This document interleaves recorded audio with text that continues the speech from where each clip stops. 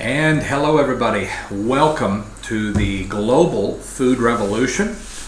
This is Dr. Daniel Daves and I am coming to you live from Panama, my little office in Panama. Finally got this thing up and running, and we're going to try to do some live streams on Monday night concerning the Global Food Revolution. Many of you may or may not, that my wife and I are in Panama. We're building a prototype farm for the nations of the world. And many don't understand or have never heard yet, but the United Nations, the World Food Organization, and many other organizations are calling for a real food crisis problem in our future. Now, for many that I know in India, Africa, Asia, they're already in the middle of a food crisis. And so thinking about a food crisis in the future, I have one friend in India who says we won't be here in 2025. Well, the UN, United Nations, says that by 2025, listen to these stats, between 20% and 40% of the world will not be able to find 1,000 calories of food per day. Now, I don't know if that affects you. When I hear that, and when I hear what in the world is going to happen in order to bring a 20 to 40% of the world's population to their knees in a food crisis, I want to dig further. Well, there are 4 facts and a wild card. 4 facts and a wild card, and I'm going to give you all of them in 30 seconds. Fact 1, global population explosion. 9.8 billion people on this planet by 2030, and up to almost 11 billion in 2050. Number 2, we have farmland reduction taking place. Not expanded, increased farmland, but farmland reduction. Number 3, we have a stall in technology. Technology is stalled and cannot keep up with the global demand that is upon our world. And number 4, we have superbugs, superviruses, superbacterias that are hitting our planet right now and overcoming farmers and overcoming the farming ag industry. Number 5, or the wild card. The wild card is this. We'll call it climate change. I don't know, and I'm not smart enough to know, if we're going into a grand solar minimum, cooling of the earth, or if we are going into a warming of the earth. All I can tell you is we're in the middle of climate craziness. And I think in most places of the world, you would probably agree, whether it's polar vortexes coming down, destroying our farmlands and crops, whether it's massive flooding or mass drought. Australia's buckling down for what they believe is a 30-year drought. And meanwhile, we can't get the crops in the ground in the United States because it's too wet. There is a lot of disruption happening. In 4 facts and a wild card, we have a lot of troubles in hand. And so we have created a prototype farm, including now building, and to be completed within about 30 days, a full dehydration facility, a commercial level facility that will be able to capture foods that would otherwise be thrown away and turn them into soup mixes for widows and orphans and those with extreme malnutrition. Why did we build a dehydration center? Because we have in plans to help 100,000 locations around the world do exactly the same thing. And so the prototype has to be set in place, the soup mixes, the project has to be in place, and then from there we can multiply and replicate it. And so that is the plan, that is what we are doing, and we want you to join the global food revolution. Now, if you haven't gotten my book yet, Food is Power, go out to Amazon, pick that book up. It's a leadership guide to how you can change your home, your family, your community, and your world. And if you make a donation to our nonprofit of any amount, I'll just send you the book. And I can send it to you as a PDF electronic file, or I can send it to you as a hard copy. Either way, whichever way you would like, we will send you the book. And so you can go to globalfoodproviders.com. You can see the general vision, what we're doing, and you can order the book, or just send me a note at info at globalfoodproviders.com, or just send me a note on Facebook, and we'll get you the information, everything that you need, get you that book. It's very, very important. Everyone who's reading it is saying it's grasping their hearts. And we actually just had it in a surprise way. We just had the book translated into Hindi to reach all of India. And we have a strong plan to hit India, because they're dying right now. They don't have till 2030. They're dying right now of malnutrition. And so our farm is training and teaching how to grow superfoods super fast, and how to dehydrate foods that otherwise would be lost. Did you know that the entire world is losing up to 40% of the crops that we grow? Up to 40%. We grow it and then we lose it. Whether the farm loses it, typically 10 to 15%. Whether the grocery store or the grocery chain loses it, 10 to 15%. And then usually at home, we throw away about 10% of the fresh foods and produce that we buy because we just don't get to it in time. And so we are on a project to train and help build 100,000 superfood, super fast farms with dehydration capacity. Maybe you will be one of those farms. We'd like to connect with you, or maybe you can help us to build one of those superfood, super fast farms in a third world nation or a first world nation. I'm telling you, it doesn't matter where you're at. If the climate craziness hits, there may not be food in your area from time to time. We need to be in front of this problem and not behind it. Now, I want to show you something here on the United Nations website, and it's called the Global Food Report. I'm showing you directly here. Let's see. I think I got it. And yes, are we there? Hopefully you are seeing the UN Global Food Report. Let's see, scene transitions, fade. I think we're there. I'm hoping you can see it. This is what the report looks like. And if you will go with me, let's see here, let's go to page 2. I'm going to head on down just for a moment, right down here into where we call the Zero Hunger Challenge.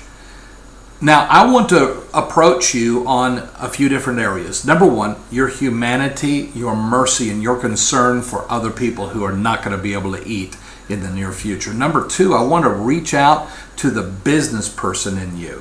I want to show you opportunities that are coming on the horizon. They're here right now. And if you have an entrepreneurial bone in your body, you need to consider what the United Nations has mandated for the entire world. We'll run through it briefly, and then I'm not going to keep you any longer tonight, but we will contact. I'm going to try to do some of these meetings on Mondays. We'll bring in some special guests, and we're going to communicate with you. And if you're not here on Monday nights, we're trying to record so we can make this happen. Take a look at this Zero Hunger Challenge on the UN Food Report website. All right, and let's go there now. Let's see here. All right, here is the Zero Hunger Challenge. The United Nations Secretary General launched the Zero Hunger Challenge in 2012. Wow, I didn't know this back in 2012, although we were getting set in place in Central America looking for the farm that we would develop for feeding the nations. We didn't know what we know today, but we did know back at that time when we moved. We moved January 1st, I think it was 2011, January 1st or 2nd, we landed in Costa Rica on a hunt for a location to build a prototype farm and organic community that could reach out to the world and that could grow nutritious foods and learn and then train others how to do the exact same. And so the Zero Hunger Challenge was launched to inspire a global movement towards a world free from hunger within a generation. Now, this is the great challenge. 5 mandates mandated by the United Nations, and they are fully prepared to mandate and to force these 5 challenges around the world. This is where I want you to take a look at, because there are opportunities, and no doubt in the rest of our lifetimes, you and I, food is going to be the world. As a matter of fact, my pastor, when I was a young buck, growing up, being a youth pastor in Leroy, Kansas, a little home church in the country, my pastor always said something that really stuck with me. He said, food is power. And whoever has the food has the power. That is the name of the book, right? Oh, right here. The name of the book that you could pick up on Amazon. And when you pick it up, you help support our projects to reach out to the widow, to the orphan, and to those who need mercy. And so we appreciate your pickup of the book if you haven't already. Okay, so let's take a look here. Once again, the Zero Hunger Challenge. Look at this. Number 1, the UN has mandated 0 stunted children under the age of 2. 0. That means a nutritional packet that is approved by the top nutritionists around the world has to be given to every child on planet Earth. Every child on planet Earth will receive a nutrient packet. Now, first of all, probably women's breast milk will start the project, if possible, and then a transition into a nutrient pack. So there will be 0 stunting of children from 0 to age 2. Now, I want to tell you, living in Panama, and we lived in Costa Rica, and I've traveled throughout the world. I'm in many third world nations. I can tell you right now that stunting from 0 to 2 is directly responsible for entire groups of people unable to learn, unable to receive education. Sometimes an entire group of people, I've got them around me right now in Panama, that their typical education is 4th or 5th grade. They just can't seem to get past or get any further past 4th or 5th grade. The mentality is disrupted. There's trouble learning details, learning future, learning mathematics. There's trouble because of mass malnutrition and stunting from an early age. And so populations and cultures rotate in poverty generation after generation after generation. And the UN has mandated in our lifetimes that this comes to a close and it comes to a stop. Number 2, 100% access to adequate food all year around. 100% access to adequate food. Now, this is a problem. This is a problem in many parts of the world where they don't have access to food all year long. The UN has mandated that someone somehow creates a way to get food to the farthest reaches of the world, that every human being on planet Earth has food 100% of the time. Now, we have a group in the Himalayas as high as 16,000 feet. There's a village who needs our help and who has about a 90-day growing season. They grow what they can in 90 days, and if that crazy climate craziness hits them and they only get a 60-day growing season, there's some serious trouble on the home front. Serious trouble on the home front.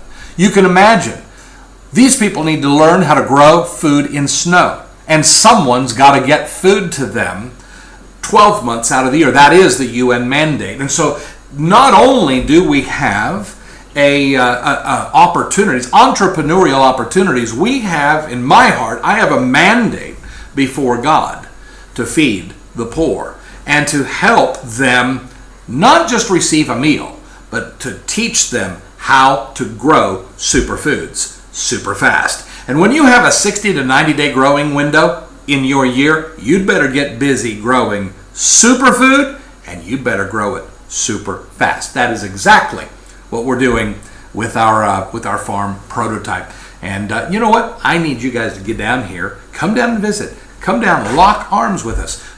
Bring a team down for a week. Help us build. Help us grow. We'll teach you a few things. Maybe you could teach us a few things as well. But we're going to get the job done together. Now, look at the next UN mandate here. Number 3, all food systems are sustainable. All food systems sustainable. Sustainable. That means it has to replicate itself. It has to be have the capacity. It has the capacity where this thing can continue forward. There's a lot of systems right now that are broken. They don't sustain themselves. Systems that require $10 input for $6 output. That system's not going to work in the future. Now, I heard something from the Lord one day in prayer. I was praying to God, and the Lord spoke to me concerning business, and I didn't realize it would come into this, but He spoke to me. He said, study the sun as the ultimate business model. Think about that for a second. Study the sun. See the sun, our logo up there? That logo is a sun model logo based on what the Lord spoke to me years ago. Study the sun as the perfect business model. Here's the bottom line, nutshell on the sun model. The sun was hung in the sky on day 4. Book of Genesis, chapter 1. On day 4, God lit it. He put it together and then He lit it on fire one time. And from that time forward, the sun has been reworking and rebuilding itself. And the gases in the sun, they heat up in the core of the sun and they come to the surface and they explode and release their energy, their light, and their heat. And they cool off and go back to the center. And it's a cyclical, rotational business model, and the sun recreates itself and sends off a blessing, and recreates itself and sends off a blessing. And aren't you glad for that sun? It's because of that sun that you and I are alive today. The perfect business model of God is right there in that sun model that shines on us every day. What if we, and this is when I studied this and come to realization of the sun model, I said, you know what? I'm not doing any more business. I'm not doing anything unless it meets the sun model. Otherwise, sustainable. It has to sustain itself. It has to replicate itself. And that's not easy, my friend. It's not easy to do that. But the UN has mandated that number 3, all food systems have to be sustainable. And so that is a huge opportunity for you and for I to come in and offer the grand solar sun model and show people how to become sustainable in all food production. Wow, what an opportunity. And now I'm talking about reaching the world with food. If it's true that 20 to 40% of the world's population is not going to be able to eat by 2025 to 2025 to 2030. If 20 to 40% are going to go down, this is world war, this is riots, this is famines, this is trouble that you're going to see on your television and your smartphone and in your community. You're going to get phone calls, you're going to hear about it every day. If 4 out of 10 people on planet Earth can't find food and are dying, and the first to go, by the way, are the widows and the orphans and the innocent. They're the first ones to go.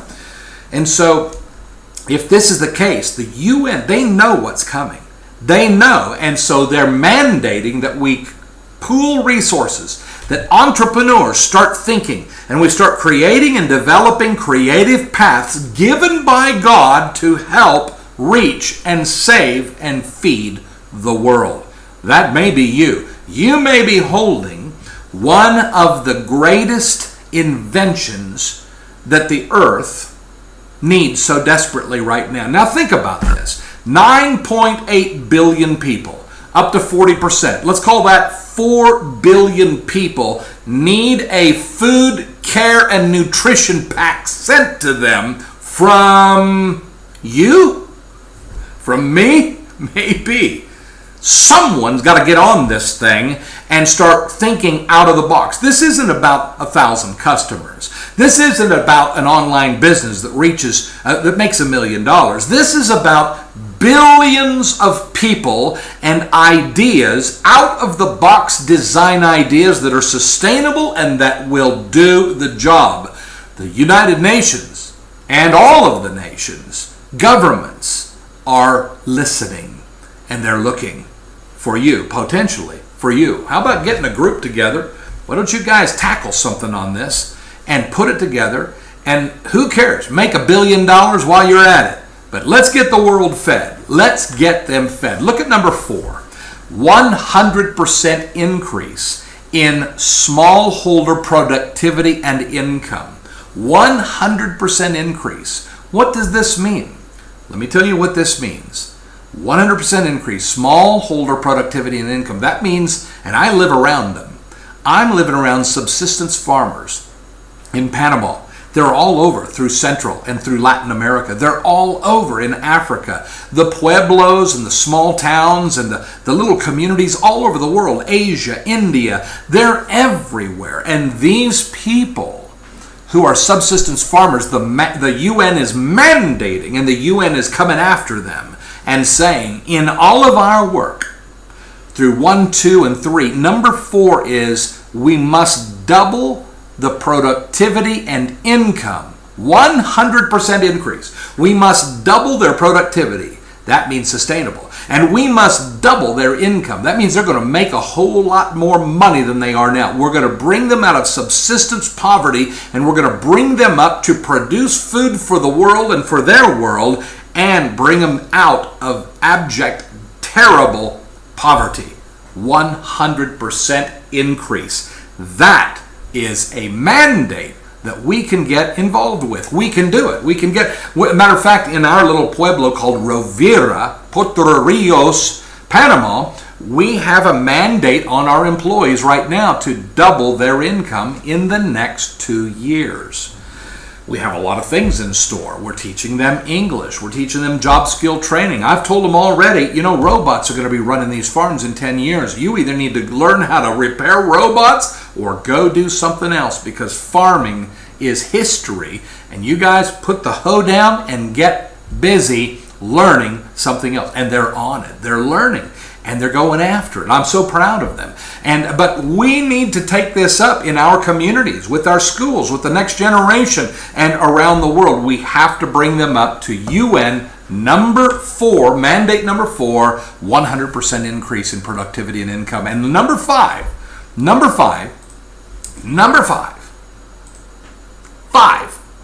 and this is the big one. This is the big one. Put your thinking cap on right now. Put it on.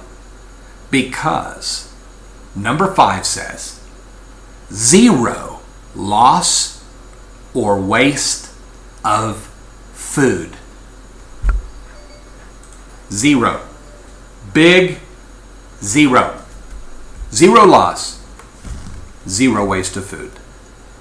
Think about this. I have a farm. And I'm telling you, every day down one of those rows, a pepper, boop, falls off the plant, lands on the ground. I've had a lot of them fall on the ground. As a matter of fact, farms around here lose 10 to 15% of their produce. That kept me awake at night for years, until we finally now have got the dehydration center being constructed. The dehydrator is on its way from China. We should have it in place by the beginning of July, and you are invited to our grand opening celebration July 13th, afternoon and evening. We're going to take tours of the farm. We're going to have food and celebration and a lot of music, a lot of fun, and then we're going to have a dedication service. We're going to dedicate this farm to God, because it's going around the world 100,000 times. This is His farm, and He is interested in replicating it around the world. And so, with that, number 5, 0 food waste. What does that mean? Well, for me and my farm, we have lost as much as 150 to 200 pounds of fresh vegetables a week. That's not an understatement or an overstatement. We've lost a lot of food. It just goes away. There's a nick on the pepper. It's unsellable. The pepper grew up against a branch and it's got a weird look at it. It's perfectly fine, but it's unsellable because certain people, they don't like the way it looks and they don't want to buy it. A tomato just got too ripe. It's solid red, and by the time we get it down to the market, into the stores, it's going to be rotten. They don't want it. And so we have to what? Throw it away. No longer. The UN has mandated 0 waste. We are mandating 0 waste. A tomato that is red can be sliced, diced, chopped, and dehydrated and saved for up to 1 year. Total nutritional package saved all year. If it starts wilting or it actually starts just crinkling in a little, it's starting the dehydration process and it's at its optimum sweet point. Get it in that dehydrator and let's get it saved for widows and orphans and those who can't afford to eat. For those of you who are entrepreneurs, it's time to start dehydrating, or more expensive process, freeze drying, and you can sell it around the world. If 20 to 40% of the world can't find food, they're going to pay you for food if you can get it to them. Dehydration takes out 90% of the weight, which is water, and leaves you with 10% more or less of weight. Imagine shipping an entire 40,000 pound container full of food that only weighs 4,000 pounds because the water has been extracted. Get it to the other side, add water, it reconstitutes, and you are ready to go. Wow. And so for the farmer, for the grocery store, for the distributor, and for the home, dehydration is the answer. It may not be the only answer, but it is a huge answer for mandate number 5. And we need your help to take this answer around the world. One thing that you could do, I'm just going to be straight up with you. We operate on donations of good, great people just such as yourself. And if you would like to donate towards, whether it's a monthly gift where you can help us with bags, packages, gas, and electricity that it takes to run that dehydrator, if you can help us to get the volunteers in place, there are health cards that have to be in place. There's licensing that has to be in place, attorneys and governments, and all of this has to take place, and it requires some money. Not much, but it does require some. And if you would have in your heart to help us to get number 1 on the road so that 100,000 can be fulfilled, we would desperately, deeply, deeply appreciate your help. Thank you. And I don't want to just sit here. I'm not here to retrieve funding. But if you would like to partner, let's partner. If you're interested entrepreneurially in taking hold of one of those 5 mandates, let us help in any way we can. I don't know what we can offer, but we're on this, and we're on it 24/7, and we have ideas coming out our ears, and we have capacity growing and building, and we have people all over the world that are interconnecting with our global food revolution. We'd like to tie you in and connect you in as well, and let's get this job done together. Let's feed the world. Indeed, it is time for a global food revolution. And so with that UN mandate number 5, 0 loss or waste of food, that's a mandate, and that's around the world. So in the future, and they're saying in our lifetimes, 0 waste. It's forbidden. It's not allowed any longer. That means we're going to have to rethink the way we grow, deliver, process and package, and eat food in this world. We have to rethink it. And when you have to rethink and make some changes, that's called revolution. And so I want to invite you to the Global Food Revolution. Go out to globalfoodproviders.com, globalfoodproviders.com. Sign up, get on the mailing list with us. We'll send you updates. Get out here to Facebook, like the page, Global Food Providers. We're putting updates out there. We should have one right now on the Dehydration Center and how it's starting to transform and look beautiful right now. And that dehydrator is on the ship. It's on its way.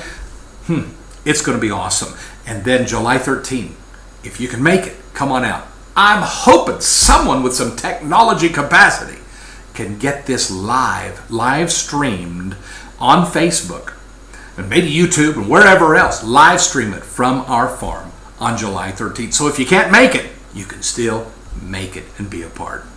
God bless you. I want to thank you for joining this Global Food Revolution with me. Thanks for taking time. And I look forward to being with you. We're going to dive into some very, very specific details.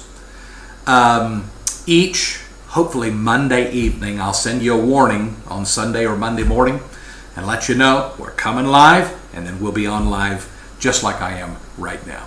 I want to thank you again. God bless you. Pray for us, and we're praying for you. Let's connect. Let's do this thing together. Let's reach a very weak, hungry, and dying world. Let's do it together. Thank you.